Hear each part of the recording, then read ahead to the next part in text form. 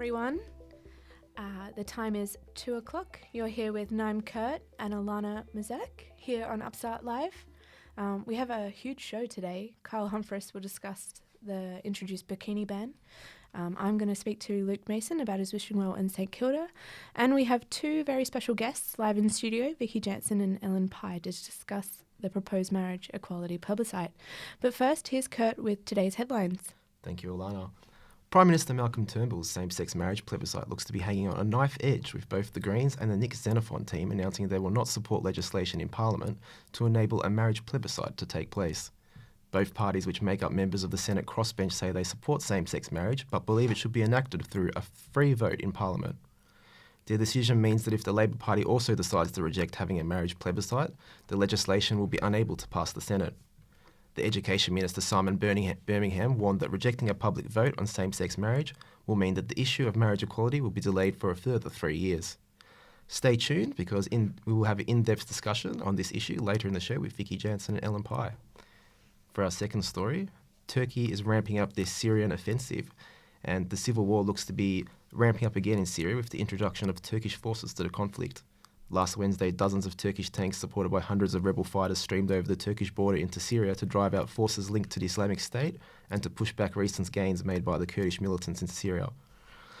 The YPG-linked Kurdish forces, which are regarded as a terrorist group in Turkey, have made significant gains recently in their fight against ISIS, which has drawn them closer to the Turkish border, alarming Ankara. Addressing a rally in the southern Turkish city of Gaziantep, President Recep Tayyip Erdogan vowed to combat the jihadists and the US-backed Kurdish fighters with, quote-unquote, the same determination. And Victoria's taxis and hire car drivers are considering a strike on Grand Final Day over the Victorian government's taxi and hire car licence compensation package. Hundreds of taxis and hire car licence holders met in Melbourne on Sunday to discuss the package and pledged to send Premier Daniel Andrews a message by rallying at his Mulgrave office. Last week, the Victorian government announced the shake-up of the taxi and hire car industry, which would legalise the Uber ride-sharing service by buying back taxi and hire car licences. However, the state government is offering to buy back licences just a fraction of what taxi and hire car licence holders purchased these licences for several years ago, meaning many may go broke.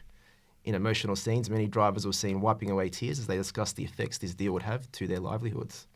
I can't fathom no taxis on Grand Final Day. That'd be huge. Well, I should note that I do have a personal connection with this story. So my father was in fact at that meeting. He owns a hire car license, and he's really. When you say fraction of a price, is it just nothing compared to what he's paid for? Well, to start up the business, to get involved. Now, I think this hasn't been covered by the media appropriately. That to get insights into the hire car business, driving limousines, that cost him $60,000 to buy that license. Wow. To buy the vehicle as well cost $70,000 to buy a brand new Holden Caprice. And the government is offering to buy back those licenses for $25,000. So for big multi-million-dollar companies, that's a small loss to make. But when you're essentially a single business with a person who's both the employee, boss and employer all in one, it's a huge loss to make for any working class family to have $35,000 lost like that. It's not good enough by the government, but I am of the view that we need competition. We need to drive up what consumers get. Certainly, Uber, I don't see Uber as a bad thing. Look, I know as young people, everyone doesn't mind Uber, but we have to understand that they're not operating by the same rules that the taxi and licensed car industry is. They're not having to pay for licenses, not having to pay for insurance, all this other stuff. But don't you see that this strike is only going to drive up people using Uber if they're not going to be able to use a cab? What's the other option? If there's taxi car license holders out there who own dozens of taxi licenses and they're worth millions of dollars, but the government's going to buy them back for $100,000, they're going to lose millions of dollars. It's not enough by the government, definitely. Yeah, I think it's a bit of it needs to be more highly discussed because on one hand we need competition to drive. This would actually be a good topic for another episode. I know, we're going to do it. We might have to leave it for now. But now we're going to go to a piece by Kyle Humphries. It's a burkini piece. Yeah, so in France recently, French mayors in southern France have started to enact a ban on people wearing that photo the bikini. Viral. And there was a viral photo that went viral with the police ordering a young Muslim woman on the beach to take off her clothing and not to cover herself in a bikini. So Kyle has produced this piece and we'll head to it now. The issue surrounding the burkini ban on French beaches last week has caused worldwide outrage. So, what is a burkini? The top half of the burkini is fundamentally a rash vest, or known in Australia as a rashie, a piece of clothing underutilised by Australians. The bottom half of the burkini is similar to a woman wearing a full-body wetsuit, used for surfing in ridiculously cold August waters in Australia. The only difference is the thickness of the material. It's not really an issue, right? The most controversial part of the garment in France is the wearing of the burqa in public. It has been banned in France since 2009, citing condemnation from the Islamic world. There is no burqa element to the garment though. The burqa covers the entire face. The niqab only shows the eyes, and the hijab shows the entire face. Burkini just rolls off the tongue a lot easier than hijab-kini. Point proven. We go on to La Trobe University's Agora, showing him two photos. One, a Muslim woman wearing a burkini. Two, a Western woman wearing a diving wetsuit. I think it's fine. She looks like a happy girl. I'm not really impacted by what she's wearing at all, to be honest. I will say I noticed that she looks a lot whiter in terms of race in that picture. I think it's just a bit more of a tighter costume, to be honest. I don't really see much difference. They're very much covering the same parts of the body, and regardless, it doesn't really matter what they're wearing. I mean, they're both there at the beach. It's for a swimming costume, isn't it? It's not for anything else. The highest French administrative court has overturned the ban on the burkini, saying it is a clear breach of the fundamental freedoms French people are entitled to. Muslim women are now allowed to wear the burkini without risk of a €38 fine. Kyle Humphries, Upstart Media Network. The debate on whether or not Australia should hold a plebiscite to allow same-sex couples to marry is back in the agenda, with the first sitting of federal parliament held this morning. Last August, the Coalition Party Room, in a 7-hour meeting, decided to take the issue of a plebiscite to the next federal election. Now that the election has passed and the Coalition have been returned to government, they are set to debate whether to enact the legislation and hold a national poll. With us in the studio is Vicky Jansen, former sales executive for the Sheraton Hotel, a baptised Christian. She describes herself as a public voice defending the core freedoms of conscience, belief, speech and association. In 2016, she stood as the lead candidate for the Australian Christian Party in the Senate and polled 2,843 first preference votes, and is a public supporter of a public vote on the issue of same-sex marriage. Thanks. I'll just have to correct the votes, though. Numbers are everything. What was the numbers? Are everything. We were 35,000 primary votes. For first, according to the VEC website next to your candidate name. Well, it's AEC for the AEC website. Yeah, we're probably looking at the state election in 2014. State election. Oh, well, thank you for joining us. We've got the numbers out there. Thanks for having us. Yeah. Also in the studio, on the other side of the debate, is Ellen Pye. She's a student here at La Trobe University, a psychology student. You identify as a polyamorous bisexual, and you are against a public vote on same-sex marriage. I welcome both of you to the studio, and I'll start off with Kurt. Yes, Vicky, so much of the public debate in the media has been framed about why a public plebiscite on same-sex marriage would be damaging for the community and why it is not needed, but the case really hasn't been built, I don't think, or heard at least, for why a public vote on this issue should take place. As a supporter of a public vote, why do you think that this issue in particular should be decided by the public? Why do we need to have a plebiscite? Well, I actually don't think that people can really trust the politicians to be representative of society. I think that this is a huge public issue for everybody. We're talking about the foundational unit of society, the family, which, has social, economic, every other implication. It's a huge issue to everybody.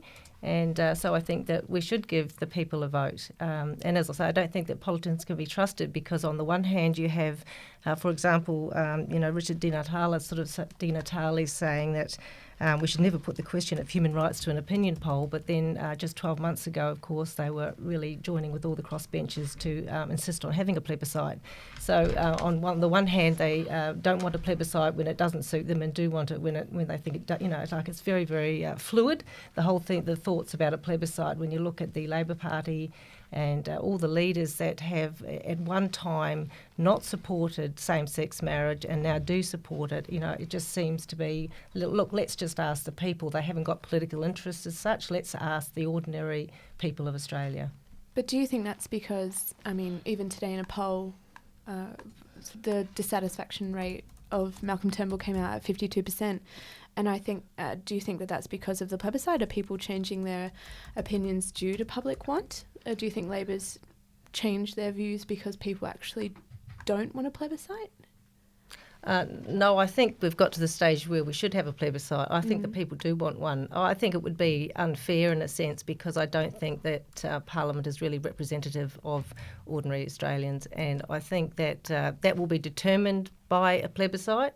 As I say, it's the most, and whatever way the cards fall, so be it. The people have spoken. But just to stop you there, even if the plebiscite goes through, so many members of the coalition have still stated that they're going to be voting consciously. So whether or not if Australia votes yes, or it doesn't necessarily mean that it's going to go through in legislation anyway, because a lot of the members of Parliament have just said that they're going to vote consciously.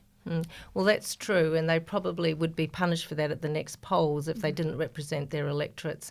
I think there would be an obligation on the major parties in particular, for a minor party like ours, if we were elected, to be elected on this issue. Of course, we couldn't go against our conscience and so forth, but for the major parties that have put it to the electorate, and they have spoken, to ignore the outcome, I think that would be disastrous.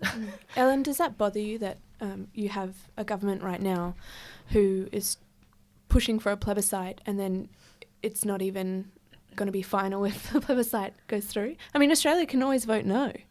Yeah, it does very much bother me. The thing is that this is something that affects everyday life for queer Australians.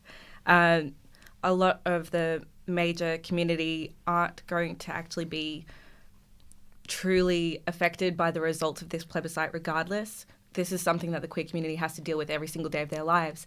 And it really is bothering that the current Parliament are telling people, oh, you have this choice. You're going to be able to choose this thing. You're going to be part of the decision-making process. And then at the end of the day go, oh, no, we just wanted to hear what you had to say, but we don't really think it's that valid, and they can override that whenever they want.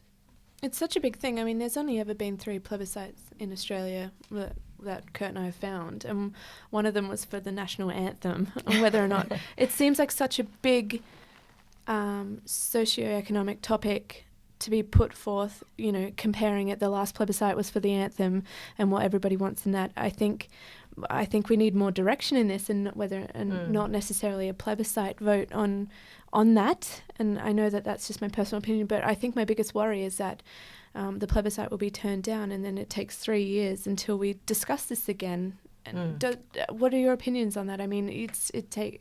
If the plebiscite doesn't go through, or if it does go through, nothing's still going to happen in a short amount of time. Well, of course, I'm on the side of the argument that doesn't want to see change, so that wouldn't be a bad thing for all those people who don't want to see change.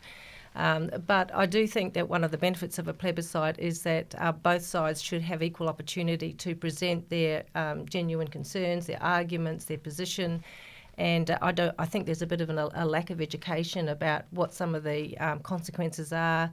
What do you think the consequences are of same-sex marriage? Well, it's terribly important for a whole lot of reasons. I think for example, even the term of reference, marriage equality. There are people are speaking about children's equality, and both of those things are highly emotive, but they both have some validity. But this will determine whether children actually, according to the UN Convention of the rights of a child do actually have the right to be raised by their mother and father. So there are, international conventions, there are human rights issues. This impacts whether children will legally have the equal opportunity of all other children to have the possibility of a mum and dad. I mean, crap happens, bad circumstances, and we all miss out. I was fatherless myself. But do we legislate a parent out of the life of a child? Are children commodities to be But has placed? there been studies shown that same-sex couples are not fit to parent? No, definitely. It's not about the fitness of them, and that's something I would stress. This is about the innate needs of children. Identity is huge. We have programs now, Who Do You Think You Are? We have, donor children, donor sperm who are seeking to find out their identity. Identity is absolutely huge to everybody, and everybody wants to know, I exist, therefore I have a biological, a cultural and ethnic identity. And it's this identity that is so crucial to everybody's well-being. But gay people have identity. Of course they do, and they have rights to know their mum and dad. Yeah. I was about to say, it's interesting that you talk about identity of children, because another thing is that queer identity is a factor for children. Queer identity is something that children often identify with or see themselves as possibly being, or just another everyday part of life. And it's not this game-changing shock factor for them if they're actually brought up seeing it as part of the norm rather than a marginalised part of society. I see what you're saying, but I do think that sexual identity is something that everybody says is fluid. Sexual identity can change, and one thing that cannot change is the identity you get from your mother and father. Biology, ethnicity and cultural identity and heritage, that doesn't change. They're constants, and they really do shape who we are. We're more than sexual beings, we're human beings, and I'm concerned that we are reducing children to be sexual beings rather than human beings. It's interesting that you say that, though, because the thing about queer identity is it's not all about sexuality. It's often about gender issues, it's about romantic love, it's about platonic bonds that you make with people. So if you have that sort of idea of it being a very inconstant thing, you're about sexuality, you're completely dismissing most of the queer community in itself. Let's just bring it back to the plebiscite for a second. So same-sex marriage, you're saying, is very important to you, and it's an important issue for the community that you are a part of. Is it discussed? Is this plebiscite discussed quite openly with everyone? Yes. Is it a big issue? Yes, it is a big issue. Okay. I'm personally a very strong part of the queer community. It's something that I very strongly identify with. And it's incredibly important for us to see that this plebiscite does not happen. Most of the worries that come about it is the amount of fear-mongering that will be part of the campaign against. Which is what I wanted to... Have we seen anything in your experience from the community that they're feeling that at the moment, feeling targeted? There's been, because of course a lot has been said that having a plebiscite on same-sex marriage will open the queer or LGBTI community up to attacks from the no camp and stigmatization, etc. Have you? Yeah, definitely. Has anybody been feeling that at the moment? Have any examples of that? Definitely. Even now, just discussing this part of whether the plebiscite is going to go ahead or not is causing a lot of queer people undue stress, and it's really a part of, I guess, we are trying to avoid it at the moment because we see other people making these decisions about lives that aren't theirs. So we see these people who don't understand what it's like to be part of a marginalised community saying insensitive things without realising how much damage they're doing. If you look at statistics for the queer community, we are by far less likely to have mental health. You're more likely to have mental health? More likely to have mental health issues and less likely to have mental health interventions selectively for us because our struggles are something that you can't fix exactly with a broad blanket term sort of therapy. So it's really, really interesting to. Vicky, I'm interested to speak to you about this because Ellen just brought it up, sort of having everyone having a vote and deciding on what's right or wrong, or what people can participate as a same-sex person, whether they can be married or not. And then we know in 2004, the Howard government, along with the opposition, the Labor Party as well, they made a ruling to say that change the Marriage Act to say that it's specifically between a man and a woman. Now that was done specifically by Parliament without the vote of the people.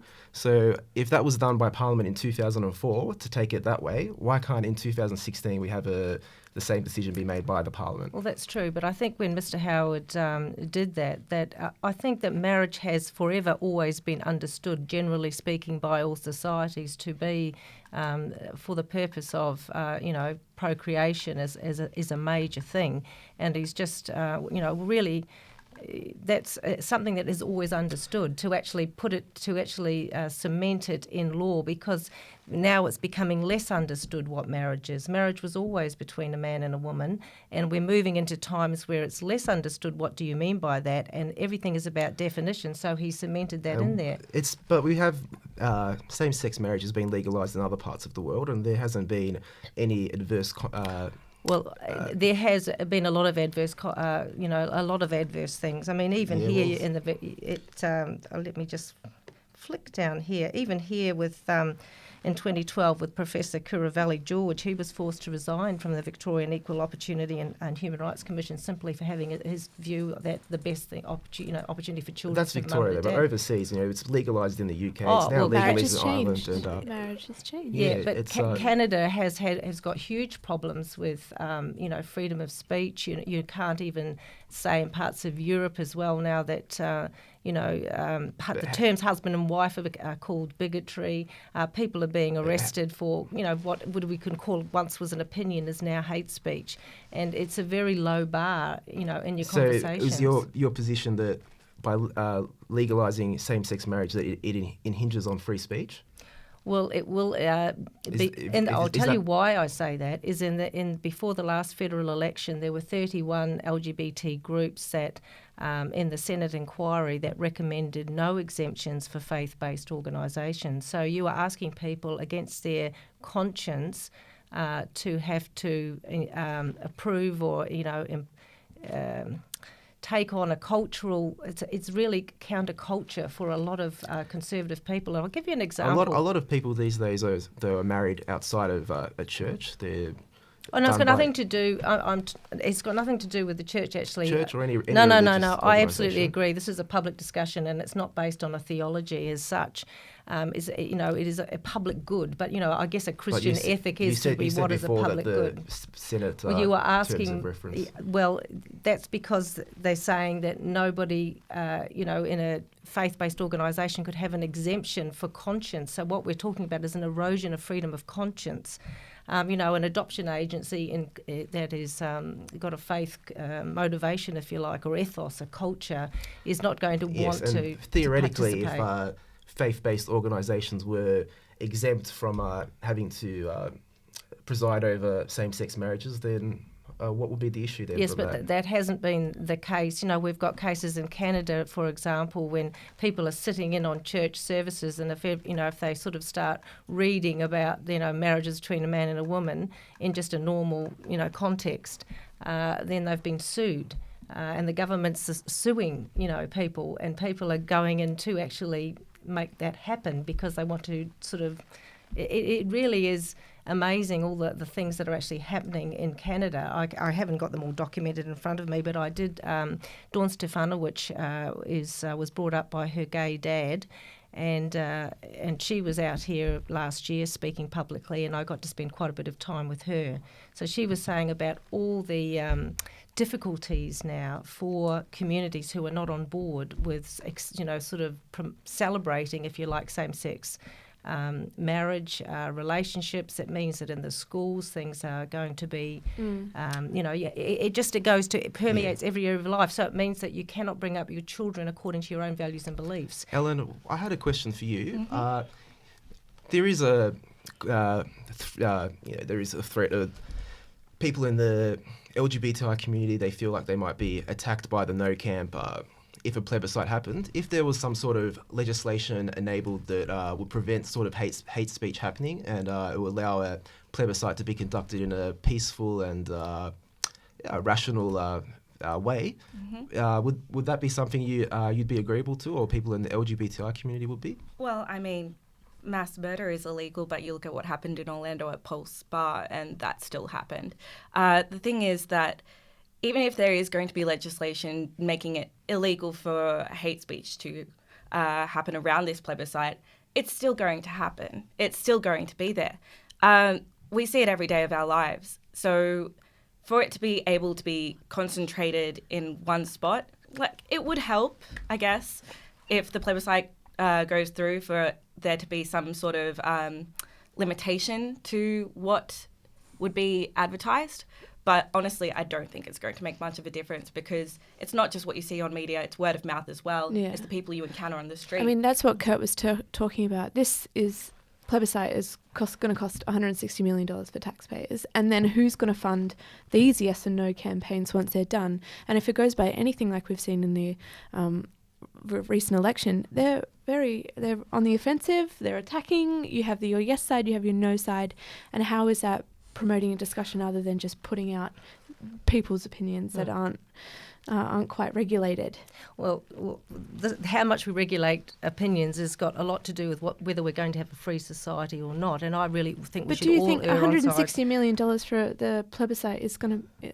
I mean, we have to fund that. Well, we have to look at the social cost of actually society breaking down, and the cost is something like $18 billion a year that we have with, because of broken families and so forth. So there's a whole lot of things to compare. It's interesting that you say that, because the social cost of being part of a marginalised society like the queer people are and the queer community are is drastic. If you look at stats of trans life expectancy for trans women, it's below 30. If you look at mental health statistics for any queer person, it's double, if not more, than any regular person. And that's part of the biopsychosocial We can go into a lot effects. of statistics for a long time, but I have to finish up and say thank you so much, Vicky, and thank you so much, Ellen. Before we end, though, I did want to correct something, because earlier in the show you did say that I got your numbers wrong, and this is from the AEC website. So 2016 Senate results. Next to your name it says 2,843 first preference votes. You need. Which is how I introduced you as. I'm sorry, Australia. I was the lead Senate candidate, the party overall got 32,000 votes, but it was 35,000 primary votes. So I was. It says 31,659. Okay, well, I just wonder next if to yours was 2,843. I've got all the numbers of the correct numbers. You've got and they the are correct just numbers, under but 35. This is the AEC Tally Room website. So if it's incorrect, I'm just following what's said on the website. Well, I'm sorry if I misrepresented, but end. Number one, Can I just say one thing? Of course, is there time? When we look at the cost to society, we have a huge amount of data on fatherless children. Now, I was one of those many. My brother committed suicide because he was fatherless. Well, that's okay. But what I'm saying is there are a lot of groups that you could say are marginalised groups. And when we've got to look at this, what the cost to children of not having a father or a mother, it is absolutely huge. And so this is not about being against homosexual people. You've got the French gay mayor who took to the streets with hundreds of thousands of people to the chant, the rights of children trump the rights to children. You had two gay guys in Ireland that led the referendum on the rights for the child against same-sex marriage. This is across the board. It is dividing gay communities too. So it's not gay community versus everyone else. This is actually something that goes to the heart of what we want to offer the next generation. Thank you for that, Vicky. Thank you. I'm sorry for your loss. No. And that was Vicky Jantz with the last word. And thank you, Ellen, for coming in as well. Again, Thank Ellen. you very much. Thank you. Both very important inputs. So now we're going to be moving on to something a bit lighter, a little human interest piece. A St Kilda man, Luke Mason, has brought it upon himself to take his strife and turn it into a monument for the community in the form of a wishing well. We had Haja Kunga go and explore this beautiful new icon. After being bashed in his lounge room in a home invasion, Luke is diagnosed with post-traumatic stress syndrome, anxiety and depression. Going through tough times, he has thought about committing suicide. However, one day whilst walking past the kindergarten, the sound of the children sparked a happy memory of a wishing well. Luke built this amazing wishing well to bring hope to the homeless children and has raised $11,079 since December 2014 and has provided 2,770 meals with the help of Sacred Mission. So spare them a coin and put a smile on someone's face yourself.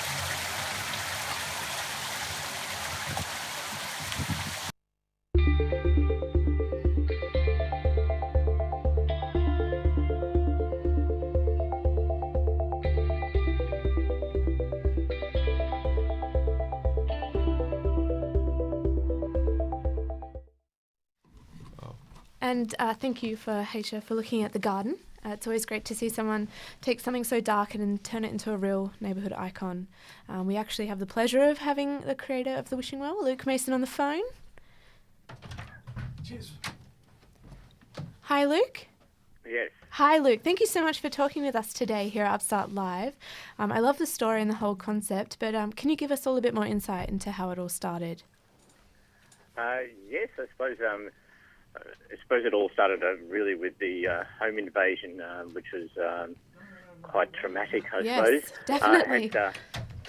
I had someone actually smash through my back gate, through my back door, and while I was actually watching a movie in the lounge room with a couple of friends, basically run at me and attack me. Oh my God, at least you had your friends there. Imagine if you were by yourself.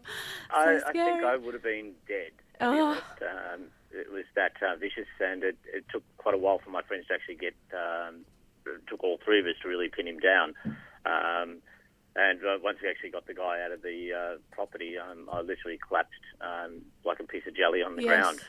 Oh. It was only shock that was really keeping me going. Mm-hmm. So that in itself was quite dramatic, and it really, I don't know, it was the actual invasion itself of, not expecting it. So, all of a sudden someone's running at you, and the only thing you've got time to do is actually sit up from the couch, and not expecting something like that to happen, especially in such a brutal way. Everybody would react in their own way. I have no idea how I would react in a certain situation like that. So jelly legs is totally fine, Luke. You're allowed to feed jelly afterwards. It's very scary. Yeah, well, it was more collapse because the actual injuries that I incurred. Yes, of course. Torn all the ligaments and tendons in both arms, and internal stomach injuries and gashes all over me. How long was your recovery time in total? It's probably physically it was probably took around about really up until the whole year. Wow. To really get over the whole thing. But it was around the mentally. I probably had a pretty much full mental breakdown 2 months after the actual event itself. And I was still suffering that until I actually built the wishing well. And once I built the wishing well, there was really no way I could stay depressed or have anxiety or anything, because everyone just loved it, and there was just so much love in the air. Luke, how did you laughter? Luke, how did you get the inspiration for this wishing well? Why was it a wishing well and not a wishing fountain or a wishing pot? Explain to us that. It was actually quite strange, because one of my friends turned up, and because I had reclused, because the actual attacker was in the local area, I didn't really want to go outside that much, and I needed something to get outside, and one of my friends actually came over and said, "Geez, it looks like a housing commission house," because I hadn't been out in the front yard, to actually look after it. Geez, I've got to do something about it, and then thought, well, that'll get me out of the house. And then I just actually I needed some sort of idea of what to actually create, and I walked past the kindergarten, which is only six houses down. There's a kindergarten at St Kilda.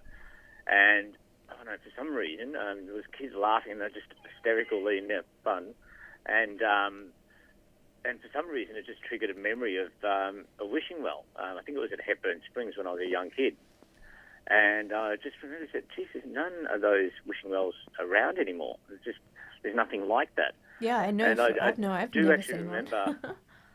when you, as a kid, it's, oh, wow, if I could wish for this, I could wish for that. And I just remember opening your mind up and just saying, wow, you could actually wish for anything. So you were just mentally inspired by it, Luke. What has been the response from the community at large? How are people reacting to it when they walk past and visit your house, etc.?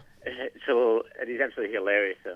I call them the virgin wellers, is when they stumble across it the first time, and they just gasp. And when they're with friends or they're ahead of their friends or something, and they go, "Oh my God, you have to have a look at this! My God, look at this! Oh my God!" And it's hysterical. You're just laughing your head off in the house because you hear them in the house. How they're just amazed with it, and it's like, "Oh my God, look at this! Look at the little volcano here! Look at the animals!" I know. Well, we've got pictures both in day and even at night time. It just looks amazing. It's just all glow in the dark things, and it's all pretty lights. Did it start off that small, or have you just gradually every year decided to throw more into it? Yeah, well, it's about a year and a half now. Yeah. It started off very humble beginnings because it was I wanted to also make a statement out of it, and so it was 95% built with stuff that was saved from landfill. We've got pictures up on the website actually, and we're just having we've had a look at the ones. Luke, from for hectic. for the uninitiated, could you tell us how does one make a wish in a well? A wish in a well. How do I make a wish? If I go past your house, how can I make a wish there? Yep. Well, you pull some coins out of your pocket and you throw them in at the same time. As the water hits as the coin hits the water, you make a wish. Does the monetary value matter? The monetary value does not matter. I've got some spare kind of Fijian coins and whatnot. Can I use those? You should see my collection of foreign coins at the Foreign moment. Really? It's quite substantial, and I'm looking to put some of those to use as well. And so what do you do with all the funds that get thrown in there, Australian or not? Yep. Basically, I've got a wish collector, which is version 4 because the other 3 imploded, which basically sucks up the coins and filters the water at the same time and puts the water back in. That can handle about $400 before emptying. Basically, if I do it on a regular basis, I suck it up and disconnect the big suction hose on it and take it inside to be washed and cleaned to go into the bag. Luke, is there any danger of someone else taking those coins if you don't get there diligently early enough? Not anymore, no. But have no you, chance of that. Has there been Anymore? What happened? At Christmas time, I did have 2 people in their 25-year-olds, a girl and a guy, clean out the Christmas takings while I was away in Queensland. That's disgusting. So it was very disgusting, and it was quite a substantial amount too. So I've put no end of effort to try to stop this, and did put in TV cameras, and then I realised a few other things that people were doing. Like? It's quite bizarre. Like? I think people were throwing coins. Not all the kids have good shots and get it in the pond. So there's a few coins that land in the little world. That's where all the little animals and all that live around the pond. And there's probably quite a few hundred of those now. They land in and around the rocks and plants. So people dive over the fence and pick up those coins, and at the same time they destroy things. And a few people have jumped onto the actual pond mesh itself, and that's damaged other items that used to have. Well, I can see that, which create smoke and stuff like that on the water. And so they've damaged quite a lot, and they've previously damaged the lining of the pond where I've had to replace literally pull a whole entire thing out and redo it again. Well, I can see that people are able to donate, Luke. So where can people get information about the wishing well, and if they do wish to donate to help the broken everything that they've ruined from not being able to throw properly, where can they donate? Basically, you can throw your coin in the wishing well, but there's also a money safe at the very front of the property as well, where you can actually put notes and things like that in there. That's brilliant. Obviously you can donate directly to Sacred Heart, but it doesn't help to our mission of getting as much money in the door through the wishing well itself, because it's a big community thing here. How much can we get this month, type of thing. And I do average around about $800 a month. Wow. But as I put new things in, the more people turn up. So regularly I get, especially on a Sunday, I probably get around about 400 people through. Wow. Out the front. But even on a general day, you get 200 to 300 people as a minimum, because even old ladies that do it every day, they get out of the house. They make it a mission to at least go see the wishing well. Well, I can't thank you enough, Luke, for doing that, especially to get the community all involved. And thank you so much for taking the time to talk to Naeem, Kurt, and myself today on Upstart. And Not a worry. we can't thank There you is the again for your time. Facebook site that you can look at A as well. Facebook. So Great. We'll pop yeah. that up on our Thank you, website Luke. for you. Okay, not a worry. Bye. Thanks, Luke. All right, bye.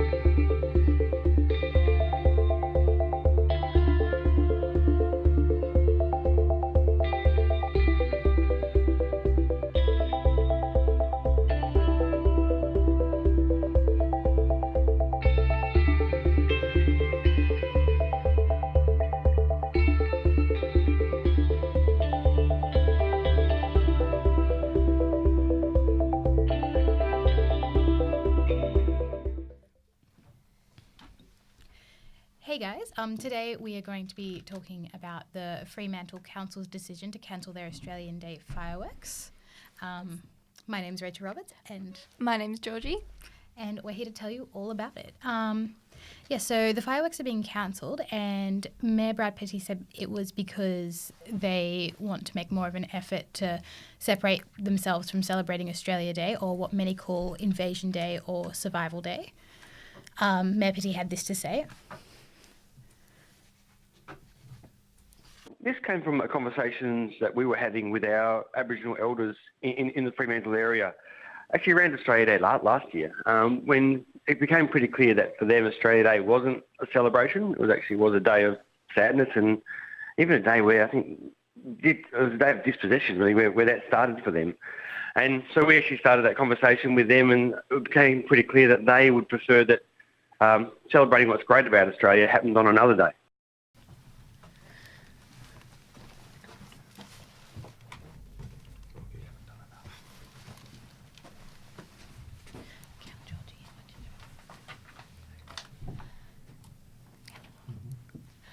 So the Petit's decision has been subjected to a lot of scrutiny, with many saying that Fremantle is trying to cut costs. Although this is undoubtedly true for some councillors, Petit has refuted this claim, saying that the $145,000 firework budget will actually be used for alternative celebrations on the same weekend. Councillor Doug Thompson said he voted to cancel the fireworks because it was too much money to spend on a short and ultimately divisive event. The 10-year tradition of the fireworks has brought over 50,000 tourists to the Fremantle area in recent years, and that adds $2.6 million to the Fremantle economy. So this is a pretty big decision. The chair of the Prime Minister's Advisory Council, Warren Mundine, criticised the council's decision on 2UE, a news talk on Friday. Look, I think it's a silly decision. Look, as people know, I'm on public record as saying I'd like to see another day celebrated, but as all Australians, we do need to come together. And by the banning of this fireworks, I don't think that helps in that process of us coming together as people. And today we are lucky enough to have Nellie Green on the phone, who is the Associate Director of Indigenous Education and Student Services here at La Trobe University. Hi Nellie, how are you going? Hi, Nellie, you there? Yep. Hi, how are you? Good. That's good. Now, it's just Rachel and I speaking with you this afternoon, and we would like, firstly, to get your thoughts on the Fremantle Mayor's decision to cancel the Australia Day fireworks next year. Yep. Well, I think it's a good decision, to be honest. I mean, they're not... firstly, I should indicate that I'm an Indigenous woman from Western Australia. In fact, I lived in Fremantle for quite a long time. I was there last week when the decision was announced, and it made me quite happy because I've always thought that the date that the country celebrates, it being Australia, is kind of a divisive date. People are saying by cancelling the fireworks to mark a celebration is divisive, but I think it's actually a good move to bring people together. I know that they're not just cancelling it and leaving it at that. They're hoping to come up with another date that is suitable. So I think it's a good move. What sort of date do you think would be suitable? What would you like to see? Well, it's a hard one. People need to remember that I guess Australia Day as a day of commemoration for the wider community, I could be wrong in this, but is based around the Federation kind of era.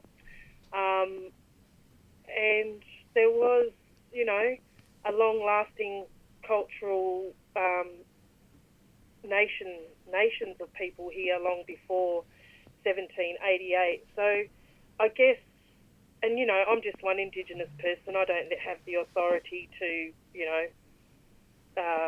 say what should happen. But in my mind, I think we're mature enough to be able to come up with a date that reflects values that we all want Australia to kind of represent. Yeah, Not absolutely. just values we say we represent, because we know that some of those values we say Australia has doesn't apply to everyone. Of course. And Nellie, what would you say to the critics out there who are saying that the ban fireworks is actually a means of meeting the budget in Fremantle and saving money, as opposed to genuinely reconciling between Indigenous and non-Indigenous Australians? I think if that was the truth, then it's good enough reason to ban them. I mean, I personally think there's a lot more worthwhile areas of priority that funding could be used towards anyway. My understanding is fireworks cost a lot of money, and we see them on New Year's Eve in many places anyway, so it's not like it would be the end of the world if one particular date didn't have fireworks of course. as part of the celebration. So it might put firework people out of business, I don't know, but I think if budgeting is a reason, and that's good enough. From my understanding, local councils don't get a lot of money, so it would make sense to me. Yeah, so any reform is good reform, basically. Well, we're never going to keep everyone happy, and I know that people will be saying we're such a minority, we're not even 3% of the population, so why are we catering to, they've used terms like political correctness, which I don't ascribe to anyway. I don't think there is really any such thing as political correctness. In my mind, it's just about treating people with respect and acknowledging that, there are different views in the Australian community, and perhaps before people being so critical about this issue, they should wait and see what Fremantle City Council come up with in its place.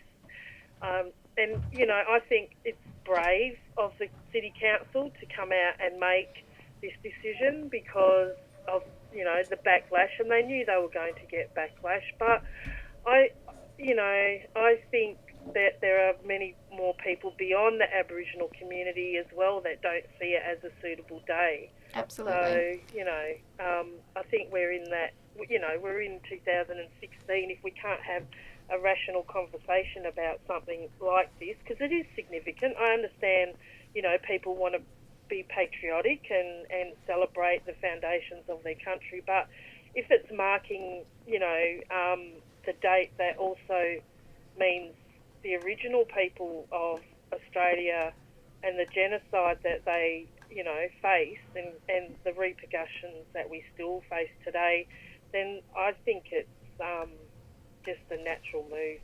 I think people will embrace it eventually. Thank you so much for your time today, Nellie. We really appreciate you talking to us. Yeah, I wish we could talk longer, but yeah, I'm excited to see what Fremantle comes up with. Absolutely. No worries. Well, maybe we can talk about it again another time. And see. I'm sure it'll be brought up again. Thank you so much. No worries. I appreciate your time. Likewise. Bye-bye. Okay, bye. So that was Nellie Green, who is... Sorry, I'm just trying to find her official title. Is the Indigenous Education and Student Services Leader here at La Trobe. So thanks so much for that, Nellie. Now the time is 12 minutes to 3, and coming up next we have our upstart.net.au wrap-up. All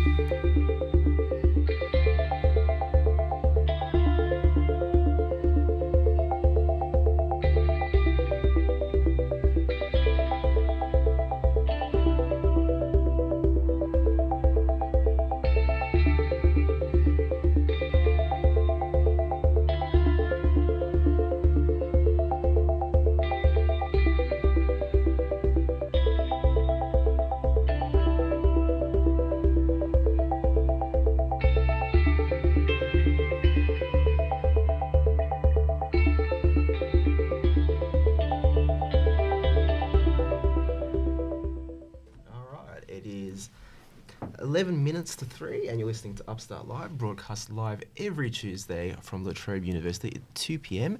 Now we're doing the upstart.net.au wrap-up. Upstart.net.au is the student-run publication here at La Trobe University, a fantastic website where students are putting together not just student journalism, but journalism of the highest quality. And Jerwin is in the studio to discuss this Hi, with Jerwin. him. Thank you for coming in today. Yeah, you're welcome. No worries. Jerwin, what's the first story we have up here today? We're going to discuss 3 of them. I think the first one is from Catherine McLeod. She went to the Close the Camps rally on the weekend in the Melbourne CBD. And what was that all about? So basically it was about people rallying to the CBD to protest about the detention centres and just out of the Nauru files, which were basically... Now, the Nauru files, we covered that in a previous Yeah. show. Me and Rachel did. We did a political discussion on it. And 2,000 files about the abuse that's going on in Nauru that was leaked to the Guardian website. And this protest was spurred on by that? Yeah, pretty much. So the protest was kind of in a response to that, and it was also the 15th anniversary of the Tampa affair, I believe, and that Yeah. was the famous Tampa affair that the coalition government won in 2001 with John Howard. You know, his famous "We will bring people to this country and under the terms that we want them to." Yeah. And for many people, I guess, who support refugees, it was very much a low point of in Australian domestic and foreign policy. Yeah. We could get Kurt talking about government forever. Sorry, So let's move on to a story that I'm actually really interested in. It's a story about nursing and about how upon graduation, nursing students will have completed more than a year of unpaid work. Is that what the whole story is about? I mean, because I do know that a lot of nursing students go into retirement villages as well and do quite a lot of free unpaid work there. Yeah, so Jesse, who wrote the piece, basically interviewed 2 nursing or midwifery students, and they were expressing their concerns about how over the 3 or 4 years that they were studying, they would complete about roughly 1 year's worth of unpaid work, and just that, and it basically highlights, you know, how much financial stress it puts on the students while they're at work. And studying and expected to do internships. And pretty much, yeah. Yeah, right. So 1 year's of unpaid work, I mean, is that equivalent to still doing, say, a 40-hour week or a full-time, or do we know what the statistics were with that? Or sorry to throw you under the bus, Joe. No, that's okay. I don't believe... I would say it seems like, I think from memory, even if it is a 3 to 4 year degree, you have to do at least 2 months a year of doing unpaid work. Yeah. That's a long time, and like you said, while you're working, it's up to the hospitals apparently. So okay, so it all differs for hospitals. Yeah, that sounds like a really interesting piece. Yeah. What was the final story we were looking at, June? The final story was a panel on drugs and gambling, whether gambling or drugs affected the integrity of sport. And the gambling more related to match fixing. So what's worse for integrity? You know, having athletes on doping or athletes losing on purpose. Yeah. And this one was produced by Jared Gardner. Yeah, and Thomas. Yeah. Thomas. And do we get an answer from the panel about which was worse? I mean, yes. The panel kind of all agreed that gambling had more of an effect because of its global reach. However, drugs was still more. You can't really ignore drugs as well. I mean, the piece highlighted that the Russian Olympic team, they It almost was quite got prevalent banned. in the Olympics. And sadly, it's both been a feature of Australian sport. We've had the doping scandal with the Essendon Football Club. We also have had match fixing as well occurring in soccer matches. I think a local sporting club, Southern Stars, which was mentioned in the article, that was a were huge story. done for match fixing. Yeah. I think they were connected to a Malaysian businessman. Yep. So a syndicate run by a Malaysian businessman. So It's very interesting that it came out to be gambling bigger than doping, but I guess it's just that both are not part of integrity of a sport. So, well, thank you so much for that wrap up. So people just have to go to upstart.net.au to read the articles. Yeah, pretty much. Check it out. The good articles. Yeah, thank you. Thank you very much. You're welcome. So next we have Hit or Miss with Morgan and Josh talking about all the latest in sport. Thank you. Thank you.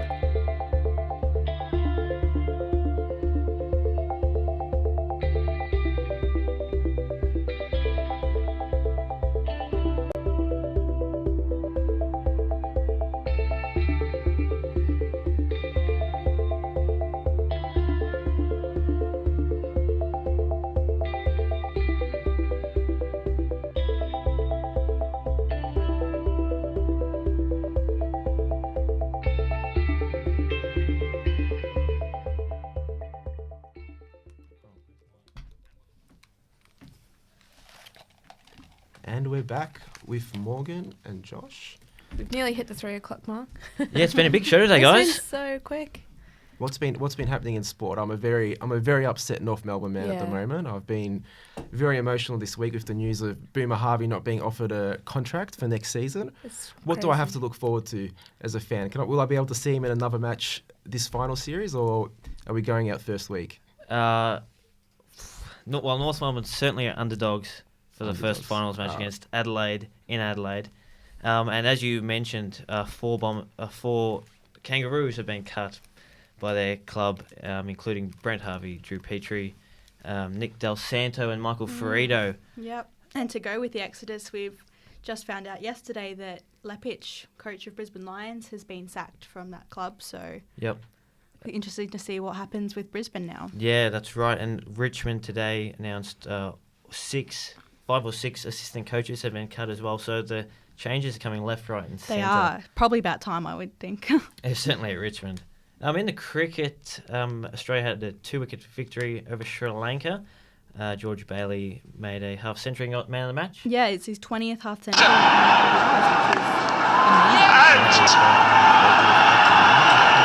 He deserves it.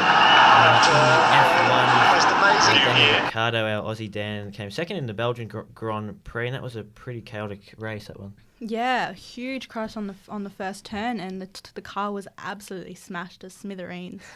And here we go! Oh, yeah. He wants me. I'm not drinking out of that, mate. He wants Come on, everyone! Yeah!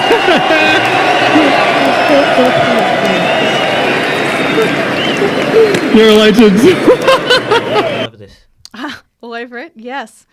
So Rafael Nadal, who's seeded 4th, beat Raonic, straight sets, won that.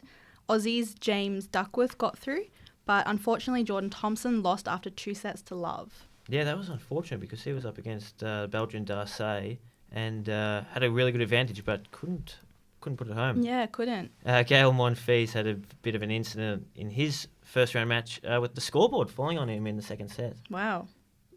It's not what you want. Pretty unprecedented, but he came out unscathed, so happy with that. And in women's, wins for second seed Angelique Kerber and number 7 Roberta Vinci. Outstanding. And the German and the Italian doing well. Yeah, doing well. And Dominika Sibylkova, which was great to see. Outstanding. And former world number 1 Caroline Wozniacki had a close call but got through in 3 sets. Absolutely. And in the ice hockey, the Australian League of the Ice Hockey, Newcastle North Stars won their 2nd title in a row, defeating the Canberra CBR Braves 2-1. Goals to Brandon Greenside and Connor McLaughlin got the Newcastle side over the line. And we've got a little grab from the successful coach Robert Malloy right here. Yeah, that was sweeter. I thought it was a much harder league this year, far more competitive. We had a lot of doubters this year, and Canberra brought a phenomenal team to the table. It feels great, to be totally honest with you, because it was, last year people expected us to win, this year no one did, and that makes it sweeter. We were confident. We had an interesting season. We were really competitive against the top 5 teams and woeful against the bottom 3. And we couldn't figure it out. It just was what it was, I guess. But look, we can discuss the season ad nauseum. I think the Brave came to battle tonight. We came to battle tonight. Thank you very much for the hit or miss. And that was Josh and Morgan. And unfortunately, guys, we're going to have to cut the cut with Jake and Georgie. But they do have a special one for us on Friday at 2 o'clock. They're going to do their half an hour spiel there, talking about, just having a look now, it looks like The Evil Dead. So the cut is the program, our segment, regular segment with Jake and Georgie. The cut is The Evil Dead. That sounds full. It's so Friday, rock up. Friday, rock up. It's the regular segment where they talk about movies, pop culture, TV, etc. And I'm really looking forward to that. We'll listen in on Friday episode. So please tune in to all the listeners out there. And I can't thank everyone enough for listening to us today. Yeah, we're almost at the end of the show. Thanks so much to all the guests that came in today. We had Vicky, we had Ellen. We got Josh and Morgan in here. Thanks, guys. Not a problem. And Rachel and Georgie did a great segment there, and Kyle also on the Burkini Band, which was a rather interesting story. Yes, and we're almost over time now, so we're going to have to... We'll be back next week, though. Yeah, back next week. Thank you for joining us on Upstart Live with your host, Alana Mazek and Kurt. Cheers. Bye.